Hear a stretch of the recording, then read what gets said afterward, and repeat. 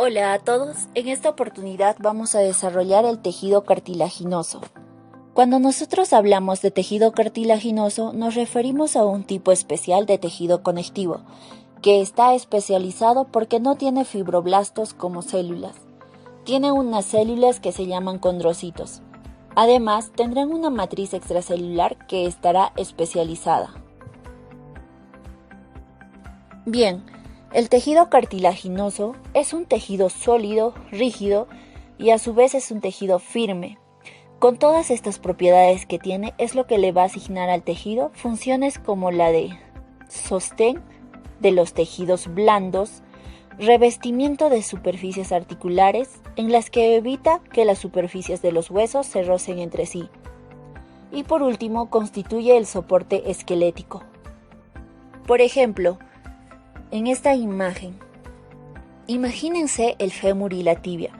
Si se rozan o friccionan constantemente hueso con hueso, se desgastarían. Entonces lo que hace el tejido cartilaginoso es, por así decirlo, se introduce entre estos huesos y lo que hace es evitar que se friccionen para que no se desgasten y no se dañen. Acá vemos el tejido cartilaginoso con sus células, que parecen burbujas. Esos son los condrocitos de color morado, que son las células constituyentes de este tejido, y por fuera todo de color rosado viene a ser su matriz extracelular. Ahora vamos a describir cada uno de los cartílagos que tenemos. Entonces mencionaremos tres tipos: el cartílago hialino, el elástico y el cartílago fibroso. La principal diferencia que va a haber entre estos tres tipos es su matriz extracelular y cómo están formadas. Por ejemplo, el cartílago hialino, dentro de su matriz extracelular, va a tener colágeno, proteoglicanos y glucoproteínas. Esta matriz será muy amorfa, con mucha cantidad de agua y pocas fibras colágenas, muchos proteoglicanos y glucoproteínas. A su vez, se caracteriza porque existirán lagunas llamadas condroplastos, que son los que rodean o juntan entre sí a los condrocitos. Entre los componentes que veremos en el cartílago hialino mencionaremos también a tres. Uno de ellos es el colágeno, que son las fibras que le darán un soporte estructural, le darán rigidez al cartílago. Otro de los componentes son los proteoglicanos, son los encargados de atraer agua para hidratar al tejido, porque justamente ese agua es el que le va a dar la maleabilidad o elasticidad. Y las glucoproteínas, que son los que mantienen unidos a los condrocitos o fijan los condrocitos a su matriz extracelular. Después veremos esa capa rosada superior, es densa y se llama pericondrio. Lo que hace este pericondrio es revestir al cartílago y ser como una cápsula. En la parte inferior, células de color morado serán los condrocitos. El segundo tipo de cartílago es el cartílago elástico, cuya matriz extracelular tendrá una particularidad.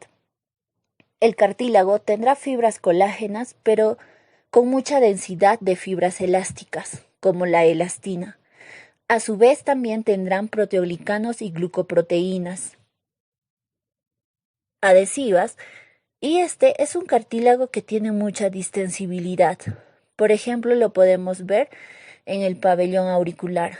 Si nosotros vemos este cartílago, vamos a encontrar condrocitos repartidos desorganizadamente, y en el medio habrá fibras elásticas. Por su superficie veremos al pericondrio. El último tipo de cartílago es el cartílago fibroso. En su matriz extracelular también veremos colágeno, proteoglicanos, glucoproteínas. Además, los condrocitos seguirán un patrón como de hileras, bien organizadas, y por fuera las fibras en la misma dirección. A diferencia de los dos anteriores, no posee pericondrio. Su principal función de este cartílago fibroso es la de resistir fuerzas de compresión y funcionan como un tremendo amortiguador. Un ejemplo de ello son los discos intervertebrales. Vemos cuerpos vertebrales. Fíjense que en el medio de estas vértebras, de color celeste, son los discos intervertebrales. Este es el cartílago fibroso y lo que hace es soportar el peso y evitar la fricción. Eh, Continuando con la exposición, ahora vamos a hablar sobre las células del tejido óseo.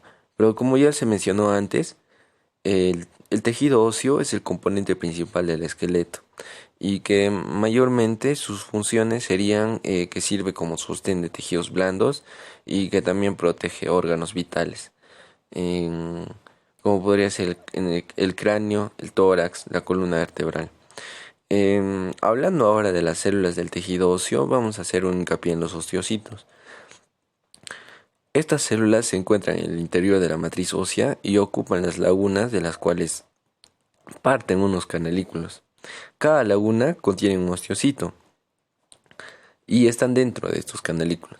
Las prolongaciones de los osteocitos, estas ramas hacen que los osteocitos se comuniquen y se transporten iones entre ellos. Son células aplanadas y presentan cantidad de retículo endoplasmático rugoso. Estas son indispensables para la conservación de la matriz ósea. Eh, Ahora vamos a hablar acerca de los osteoblastos. Los osteoblastos sintetizan la parte orgánica, ya sea colágeno tipo 1, proteoglucanos y glucoproteínas, de la matriz ósea. También la osteonectina y la osteocalcina. La primera, la osteonectina, facilita el depósito del calcio. Y la osteocalcina estimula la cantidad de los osteoblastos locales o a distancia. Locales se puede, o sea, locales sí se hace, pero a distancia estas se ayudan mediante el transporte de la sangre. Es por eso que llega a otras células. Em, los osteoblastos concentran fosfato de calcio y participan en la mineralización de la matriz. Ahora vamos a hablar sobre los osteoclastos. Los osteoclastos son células móviles, son gigantes multinucleadas y muy ramificadas. Son algo irregulares y, y tienen un espesor variable. Su citoplasma es granular y a veces son con vesículas. Bueno, ahora vamos a hablar acerca de la matriz ósea. La matriz ósea tiene una parte inorgánica que representa el 50% del peso de la matriz ósea. Los iones que más se encuentran son el fosfato y el calcio, pero también hay bicarbonato, el magnesio, potasio, sodio y citrato en pequeñas cantidades. Ahora hablemos acerca del periósteo y el endostio. Em, las células internas y externa de los huesos se hallan recubiertas en células osteógenas y, y tejido conjuntivo, que constituyen el endostio y el periósteo. Las células osteógenas constituyen el endostio y el tejido conjuntivo eh, mm, constituye el periósteo. Sus principales funciones son la nutrición del tejido óseo, ya sea interna y externamente, y la producción de nuevos osteoblastos para el crecimiento y la recuperación del hueso. Esas serían las principales funciones. Ahora vamos a hablar acerca de los tipos de tejido óseo. Hablando sobre los tipos de tejido óseo, vamos a tocar el tejido óseo primario, o también llamado inmaduro. Este es el primer hueso que aparece. No es laminillar, está en forma gradual, que luego se sustituye por el tejido óseo laminillar o también llamado secundario. Presentan fibras colágenas dispuestas en varias direcciones, sin organización definida. Es decir, es un poco desordenado, no es tan estructurado, organizado, podría decir. Ya, ahora vamos a hablar acerca del tejido óseo secundario o también llamado maduro. Este es laminillar, a diferencia del otro, es la que le sigue al primario. Es la variedad por la que generalmente se encuentra en el adulto. Posee fibras colágenas organizadas que van desde 3 a 7 micrómetros de espesor. Posee un sistema de Havers u ostionas. em, También posee vasos, nervios, y estos transportan por los conductos de Volkmann y a su vez atraviesan laminillas óseas. Ahora vamos a hablar acerca de la histogénesis. La histogénesis, eh, la histogénesis, histo significa tejido, génesis, origen, mm, sería el origen del tejido óseo, ¿no? El tejido óseo se forma por un proceso denominado osificación intramembranosa, que se produce en el interior de una membrana conjuntiva y por el proceso de la osificación endocondral, em, que se inicia sobre el modelo del el cartílago hialino, y, y ésta se destruye en forma gradual y se destruye y se sustituye o reemplaza por el tejido óseo formado a partir del tejido conjuntivo adyacente. Tanto la osificación intramembranosa como endocondral, primero se forma el tejido primario o no laminillar y luego el tejido secundario. En los huesos, por eso se observa uno a cada lado del otro. Eso quiere decir que cada tanto el tejido primario como el tejido secundario mm, su propia histogénesis, ¿no? La osificación intramembranosa se produce en el interior de las membranas del tejido conjuntivo. Es el proceso que forma el hueso frontal, pues es el parietal, también partes del occipital, el temporal, el maxilar y la mandíbula. Además, contribuye con el crecimiento de los huesos cortos y el espesor de los largos. Em, en los huesos planos del cráneo, en especial después del nacimiento, se verifica un predominio acentuado de la formación sobre la resorción del tejido óseo en las superficies interna y externa. Así es como se forman dos tablas de hueso compacto, mientras en el centro permanece esponjoso. A este tipo de hueso se le denomina diploide y está más que todo em, se encuentra más que todo en los huesos planos.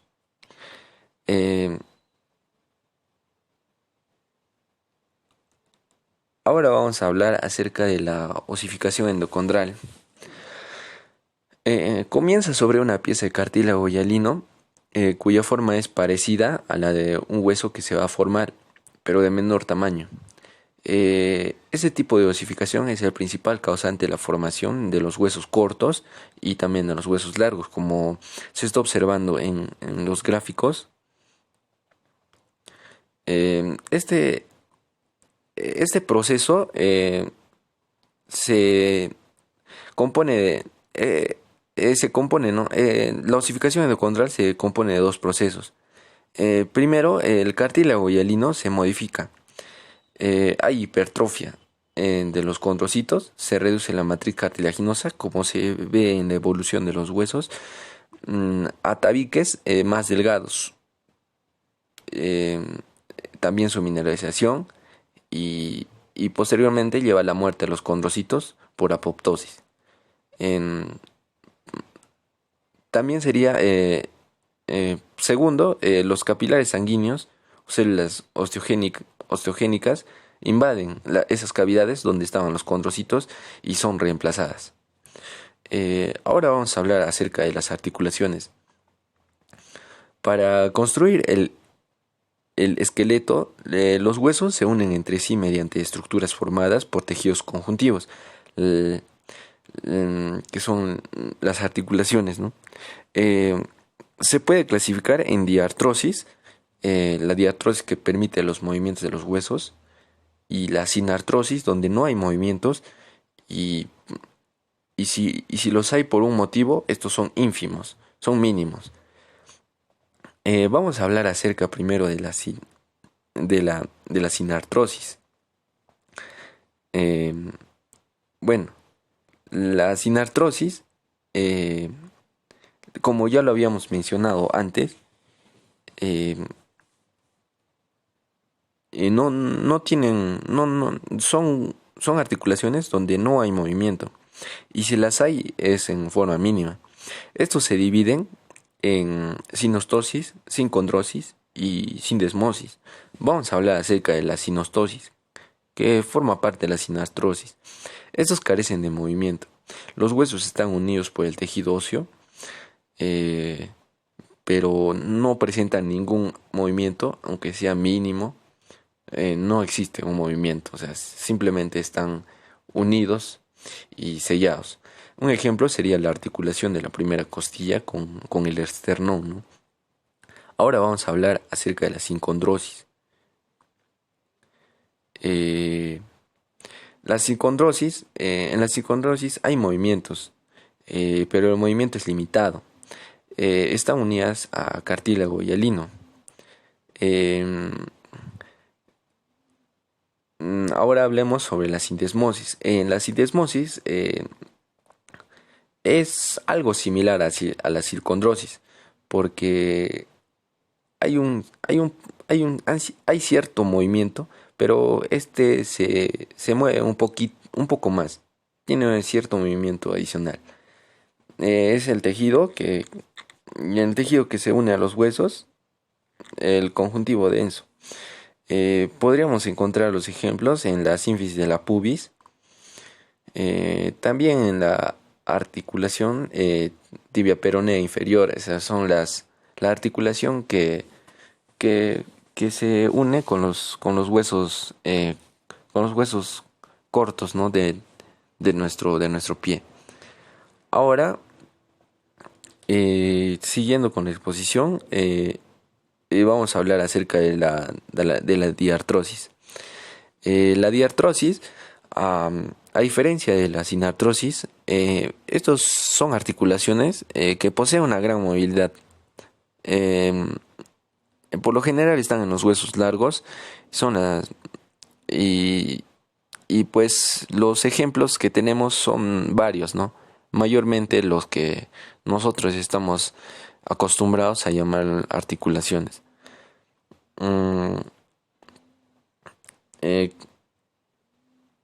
En la cavidad en la articulación de la diartrosis se contiene un líquido incoloro, transparente y viscoso. Este es el líquido sinovial.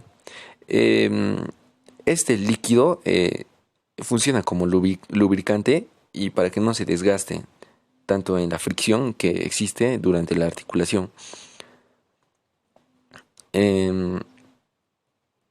Contiene hialuronano que sintetiza las células de la capa sinovial. El líquido sinovial también cumple la función de ser una vía transportadora de sustancia entre el cartílago y el lino. Sin pericondio. Se facilita gracias al efecto también que posee, ¿no? Como ya lo mencioné, el efecto lubricante. Eso sería todo y muchas gracias.